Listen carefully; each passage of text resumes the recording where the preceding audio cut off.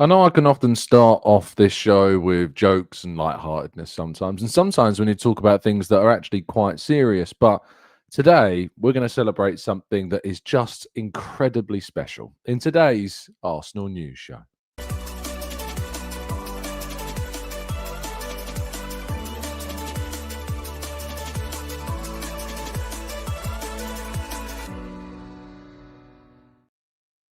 Hello and welcome to the Gooner Talk, back again with you guys and girls for another episode of what is indeed the Arsenal News Show. Joining you every single morning at 8 a.m. UK time. Thank you so much as always for joining me for what is your last show of this week. Of course, I'll be taking a break over Saturday and Sunday, with it being the international break, and returning to you all on Monday for the episode discussing, of course, whatever's happened over the weekend. But it is important, I think, not just for me, but for you as well, to take a break from Arsenal and from football as much as possible, to give yourself a bit of a lie-in, and maybe give your partner, who has to listen and suffer to my voice every single morning, a little bit of a break from it as well. But good morning to all of you joining me in the chat box, I should say. Tom, good morning to you. To Matt G, to Steve, to Martin, to Glenn, Barry, good morning to you. To Aimsy, to Black Cheyenne, we've got Brian and Tom, we've got Paul and Claire, Steve and Paul and Grantley Poos, we've got Natty, Tom and Martin and Angela and Baz, good morning to you. To Athman and Al Silky, good morning to you all. Thank you so much, everybody that has been listening. Really appreciate your time, and look forward, of course, to hearing plenty of what you've got to say on today's episode.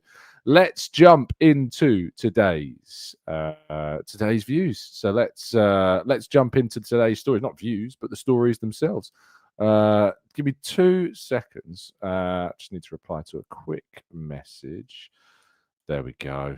Work stuff.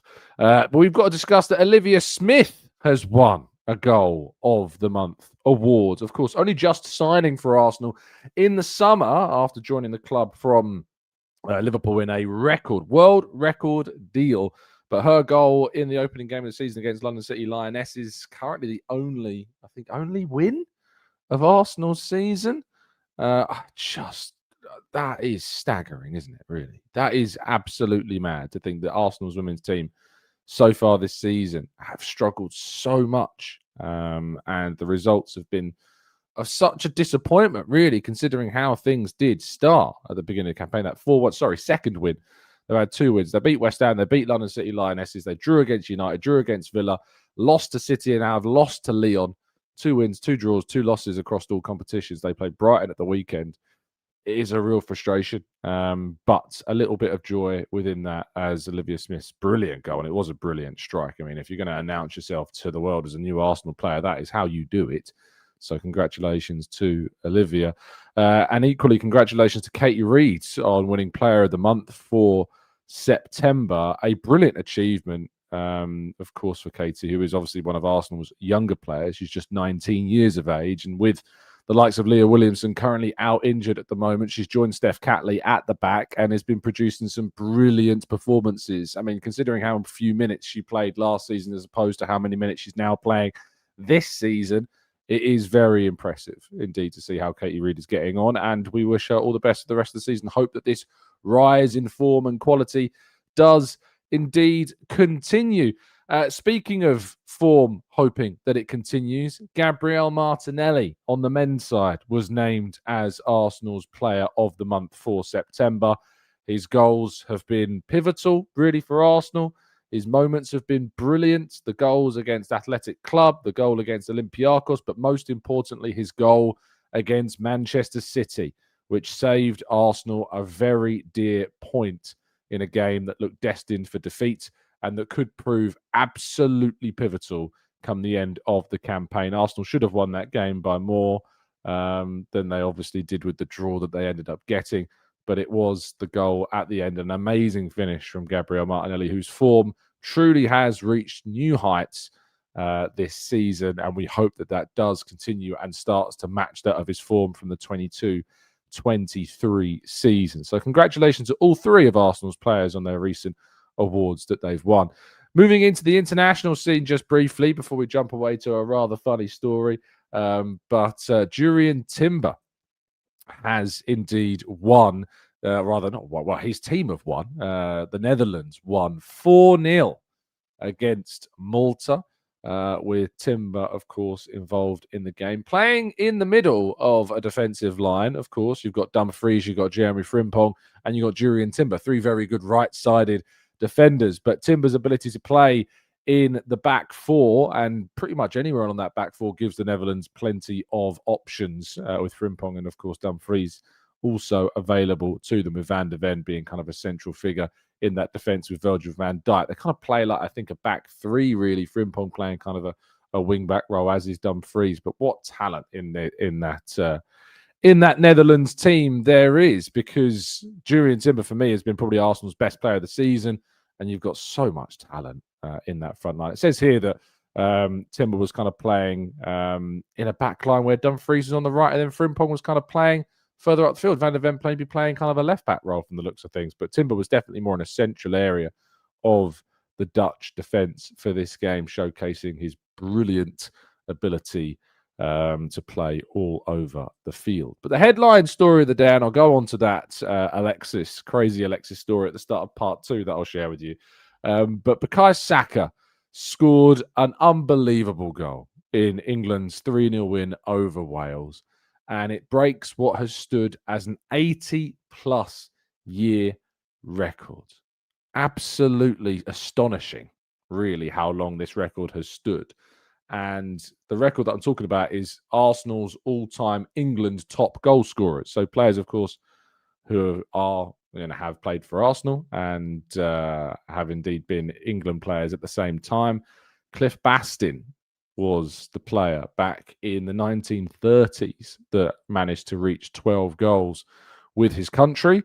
And more than 80 years later, Bukayo Saka has scored his 13th goal. Brilliant strike, cutting in from the right, as we've seen him do so many times, firing into the top left-hand corner, side netting, to give England a very solid early lead that they didn't really build on after that point. And Wales kind of solidified and kind of saw out the 3-0 defeat. But for Saka, what an amazing achievement. You know, as I said at the start of the show, sometimes you celebrate, you know, different awards like we already have done at the start of this show, but sometimes some moments stand out. And can you imagine a record that has stood for 80 years?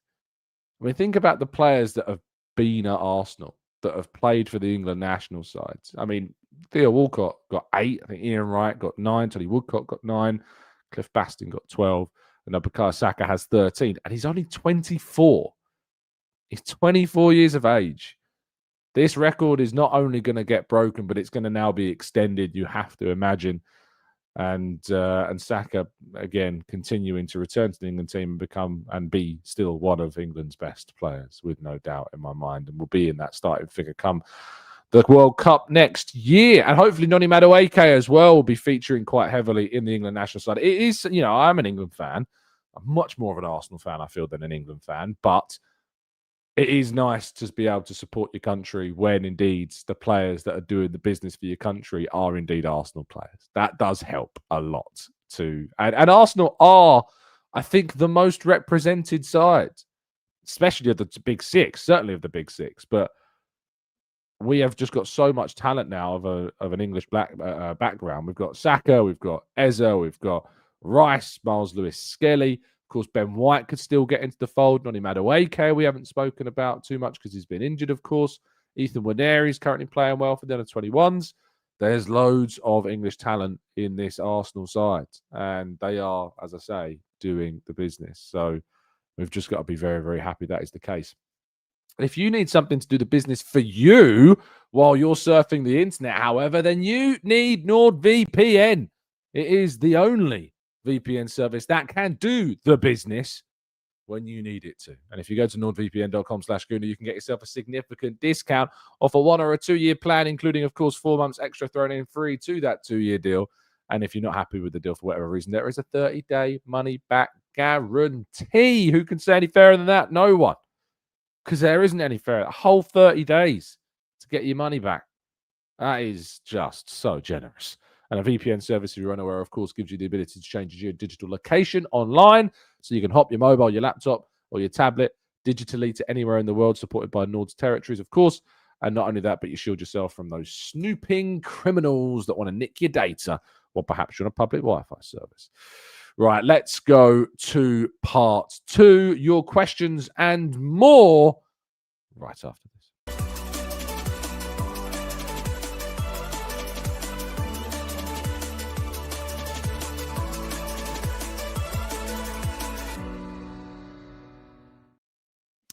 Right, this is part 2 of today's show, where we're going to kick off with a little story of courtesy of Henrik Mkhitaryan. Now, when I read this story, it was quite the tale, it seems. So in an extract that has been released from Henrik Mkhitaryan's book, My Life Always at the Centre, the former Arsenal attacking midfielder is speaking about his deterioration in his relationship with former Manchester United head coach Jose Mourinho, who, of course, he worked with at the club from the years of 2016 to 2018. Now, Mkhitaryan's time at Manchester United came to an end in a very volatile circumstances, it seems. He says, and he writes in his book, "You've been criticising me for a year and a half, ever since I arrived at United," in obviously speaking about Jose Mourinho. "You know what I say, you're SHIT. Do you understand? You are SHIT. I've lost my patience," Mkhitaryan said. "You're the SHIT. Huge." And Mourinho says, "Go away.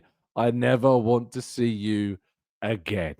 I mean, wow. It's fair to say that the relationship between Mkhitaryan and Jose Mourinho broke down quite considerably. He continues, there's more. He writes, "During training, the coach didn't say anything to me. He remained religiously silent. But every evening he sent me WhatsApp messages. 'Mickey, please go away.' And I copied and pasted a standard response. 'I'll go if I find the right team. Otherwise, I'll wait until the summer.' Around mid-January, the text changed slightly. 'Mickey, please go away so I can take Alexis Sanchez.'"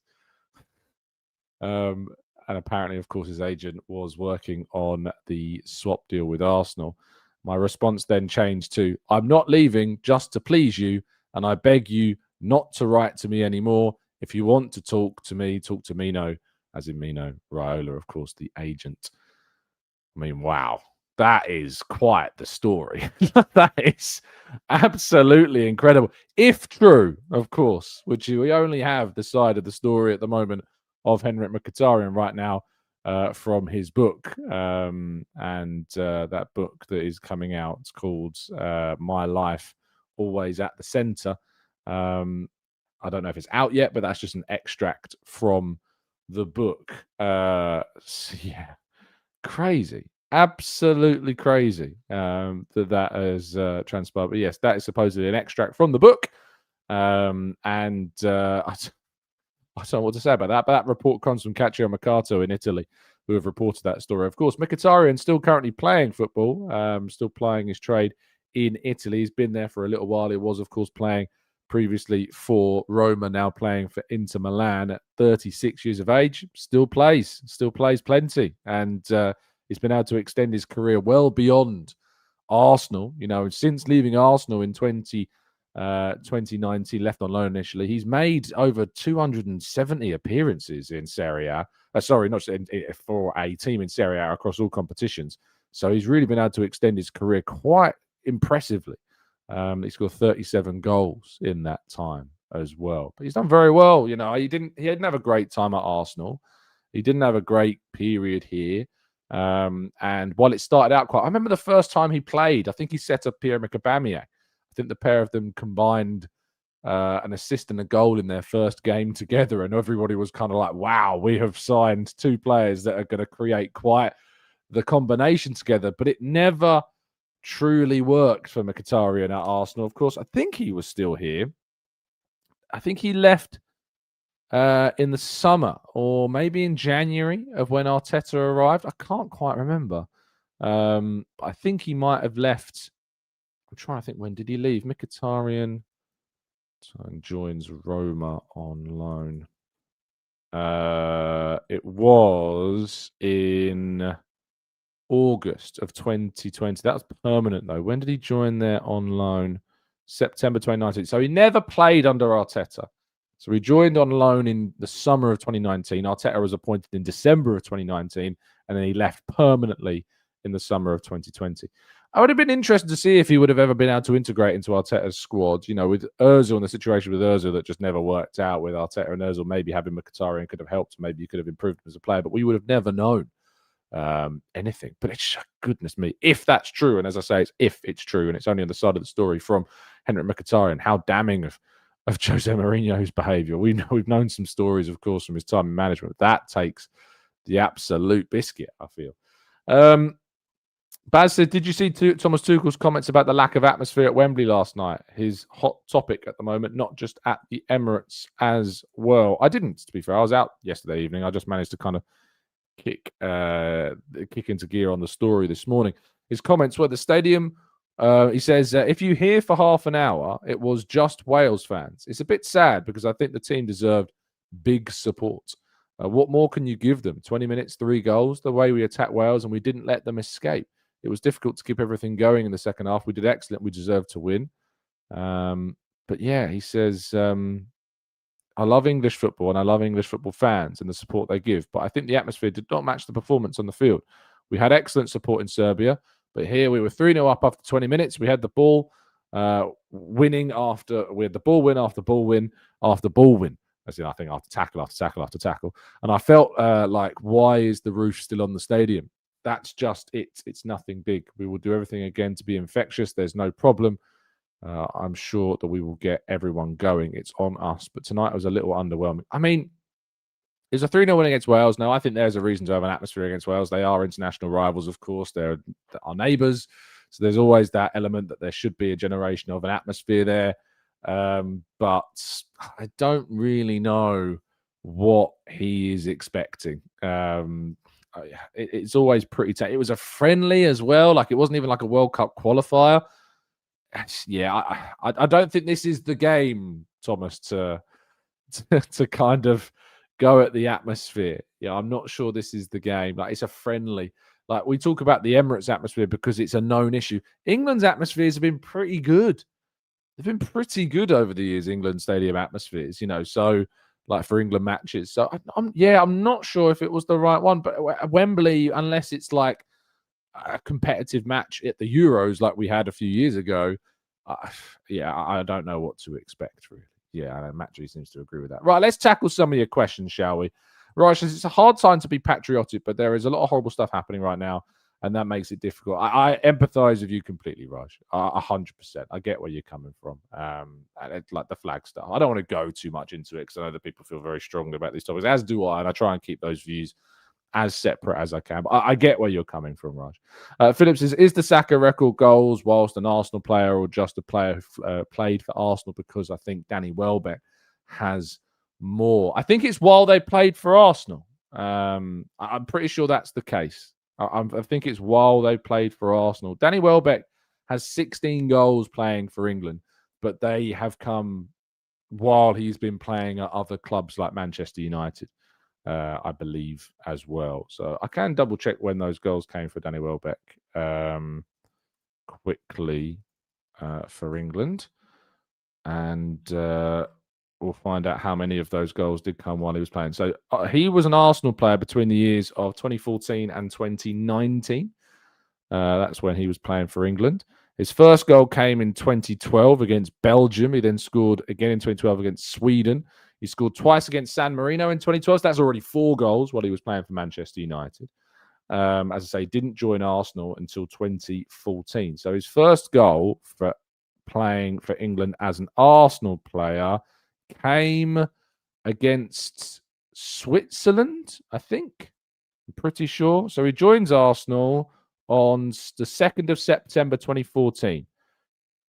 He then scored on the 9th of August 2 goals. So that doesn't count unless I'm doing this. No, sorry. He scored on the 8th of September. So after he joined Arsenal, 2 goals against Switzerland, a goal against San Marino, 2 goals against Slovenia. That was all in the European qualifiers and Group E. 5 goals in 4 games for Danny Welbeck during that period. He then scored in 2015 against Lithuania. So that's 6 goals. And then his next England goal came in 2017 against Malta. And of course, by 2017, he was still at Arsenal, so 7 goals. His next goal came against Costa Rica on the 7th of June, 2018. And again, still playing for Arsenal. So 7, what's that? 1, 2, 3, 4, 5, 6, 7, 8. So same as Theo Walcott. And that is his last goal for England. So he and Theo Walcott are tied on 8 goals from their time at Arsenal and having scored goals for England. So there you go. So yes, if you want to do it in the sense of players that have played for Arsenal and England and have just had just played for Arsenal once, or I think Andy Cole probably is up there as well, is he not? Although did Andy Cole ever play a senior game for Arsenal? He played one senior game for Arsenal, but he didn't really play too much for England, Andy Cole. He got 1 goal and 15 caps. That is mad when you think about how many games he played for me. Am I missing a story? Is there a story there behind the lack of games that Andy Cole got for England? Is there something I'm just completely letting go by the by? But, 93 league goals and 195 games for Manchester United during that period. Maybe there's, as I say, my law knowledge of Andy Cole is not amazing. But he was part of the unlucky Shearer. I guess Shearer, of course, he was always around when Shearer was playing. So I guess he didn't get the minutes. AG says, Tom, did you think it was possible that we could get Yildiz and Semenyo next summer if both are available? I'm not sure if we would get Semenyo. I get the sense that he'll probably go Liverpool. I think he's being talked a lot at the moment about being kind of the long-term replacement for Mohamed Salah. So maybe that is where Semenyo goes. But Yildiz is definitely one, I think, to keep an eye out for us. As far as I'm aware, Arsenal have been aware of him, certainly scouting him, but they scout hundreds of players. But yes, certainly that is that definitely is one to think about, one to see. Phil says, Tom, can you get offered double your salary, but you had to report only on Chelsea and leave Arsenal? Would you do it? Absolutely not. No. The reason I got paid more, when I left teaching to go into kind of world of journalism, I took a huge hit financially to take that leap, because to me, thankfully I've worked my way back up now so that that's not the case. But to me, the amount of money you earn is so secondary to what you enjoy doing. You need to chase a job that you're going to enjoy. And I simply love football. So no, it's never been about money. Even though that job you're saying would be the same kind of, it's still in football. I wouldn't love the job as much covering Chelsea. I don't think there's an amount of money at the moment. I genuinely don't think there's an amount of money that I would work for to change my job to something completely different right now. I just don't. I'm just very happy. And when you learn that, I think one of the things people forget or don't realize is to learn when they have enough. When you know that you have enough. We've got a great job. We've got a great community here. Got great family, great friends. And that's all I need. Just learning, just knowing and recognizing when you have enough is a very, very important thing to have in life. A drum and bass producer, maybe in another life. So that'd be pretty cool. That'd be pretty cool to be an international drum and bass DJ going around the world like Subfocus and Dimension. That would be pretty cool. But still, I still don't think I'd swap it, I still don't think I'd swap it. Chance says nothing beats working with and around or associate with or just covering your club. Yeah. Whether you work directly with Arsenal, as a few of my friends, of course, do, whether you work kind of in conjunction or alongside Arsenal, as I kind of do, that's because I'm not working for Arsenal. I'm kind of working alongside covering Arsenal. It's a different aspect. It means I get to have, I can be more scathing in my opinion, I guess. Philip says, thanks for answering that. I just wanted Welbs to get his flowers. Absolutely. We got all the time in the world to give Welbs his flowers. Absolutely brilliant player for Arsenal. Such an underrated player for Arsenal was Danny Welbeck. 100%. Always is appreciated when he comes back to Arsenal. Always get claps. I know that he maybe instigated a little bit of the Declan Rice red card against Brighton, but people have to remember that, when they cross that white line, it's a different thing. City says, is there any way that we can check who has scored the most goals for England since Saka made his debut? It would be interesting to see where Saka sits. I'd like to say second, probably behind Kane, right? But is there anyone else that we think scored more regularly than Saka since he made his debut? I don't know how to check that stat, but I definitely think you got a great chance of being right about being second behind Kane. Has he scored more goals than Bellingham? Probably.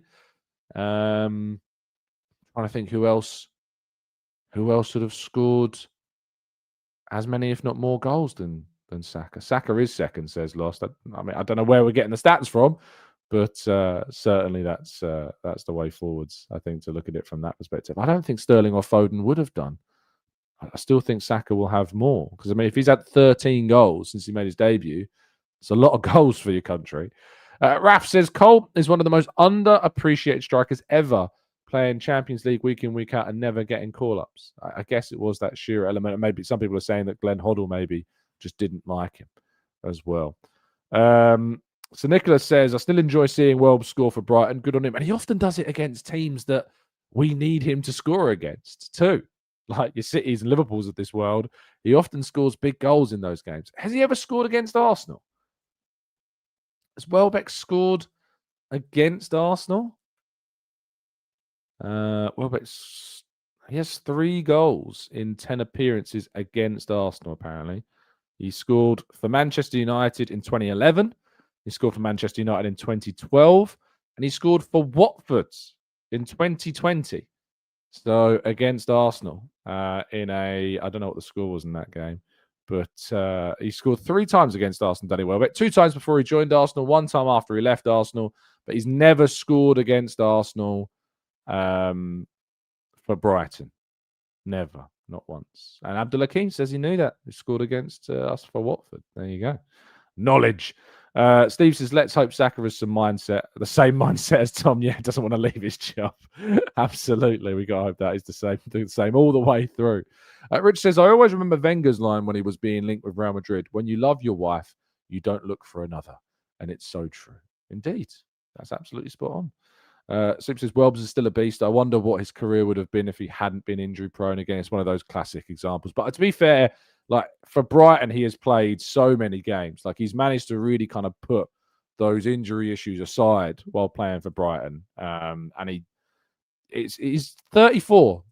So like we're coming towards the end of his career, no doubt. But I mean, you look at the performances, 2019-20, 20 games. 2021, 24 games, 21, 22, 27 games, 22, 23. So 3 years ago, he's 31 years of age, 37 matches. The year after, 37 matches. Year after that, last season, 36 games. At 33 years of age for Danny Welbeck. This season, he's already made 7 appearances and scored twice. He scored 11 goals last season in all competitions. At 33 years of age, Danny Welbeck. Such an incredibly underrated player. And I just don't think ever really got the credit that he deserved. I mean, I don't know what his England career has been. Just having a quick look at his statistics for England. His last call-up came in 2018. I think that's harsh, you know. I know we've had Danny Welbeck and Ollie Watkins and some others, but I feel as though that's harsh. I don't know if he retired from international football. Welbeck retires from England. No, there's nothing to say that he has confirmed international retirement. So even now could still be selected. So I think that's harsh that he hasn't got a single call up in the last 7 years, despite the fact he's made 168 appearances for Brighton and Watford. I think that's harsh. I mean, even in his last season with Arsenal, 14 games, 5 goals scored, scoring at a rate of 1 in 3, more than 1 in 3. It's very harsh, very harsh. Chris says, I love Danny Welbeck. I always cheer him on every week in, week out. He always plays well against the bigger teams. United, Arsenal, Chelsea, Spurs, Man City. He is a big game player. Mullin says, for sure, Tom would play for Arsenal if he's offered a contract. Oh, playing for Arsenal?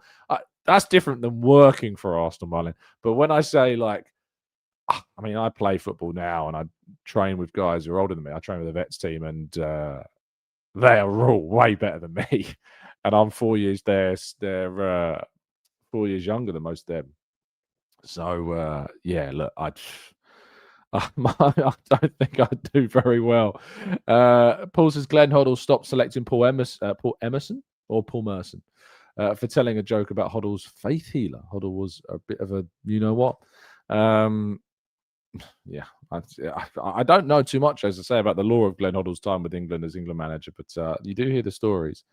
And big up the vets out there, says absolutely. Get involved with football. That's what I say. When I moved house and I've moved to this kind of South London area, it always was going to be the trickiest part, kind of breaking into different areas, be it with football, be it with work, be it with friends, gyms, whatever. So yeah, and they've welcomed me in with open arms. They're very nice indeed. And they're pretty good. Got a good record this season. I think they've won 4, lost 1. I think so far this season. Done very well. Steve says, let's hope. Yeah, we've kind of touched on that. And Steve, I hope you're doing well, my friend. Do let me know everything's all right. Just saying, says Juventus are trying to sign a long deal for Yildiz on a higher salary, and he is captain, I believe. Is he? Is Yildiz captain of Juve? That's quite impressive if he is captain already. At what? He's 20 years of age, is Kenan Yildiz. Captain? Don't think he's captain. It doesn't look like he's captain. I'm not seeing any captain's armbands during this season so far. Last season, nope, still not seeing any captain armbands. So no, I don't think he is captain of Juve.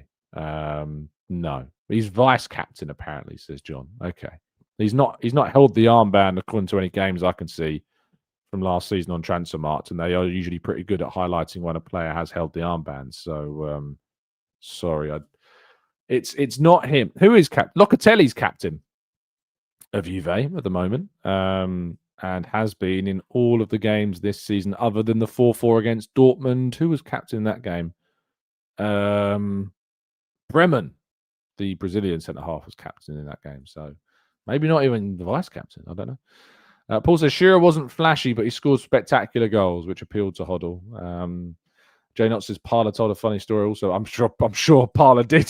It was Ray Parler, apparently, not Paul Merson. Well, there you go. So I'm sure there's many funny stories Ray could tell about this time under Glenn Hoddle. Anyway, that brings us to the end of this morning's show. Always a little bit of a short one during the international break. There's not loads to discuss. Thank you to the over 750 of you that are tuning in. Do appreciate your time, especially on a Friday morning and international break. No show tomorrow. No show on Sunday. Taking a break.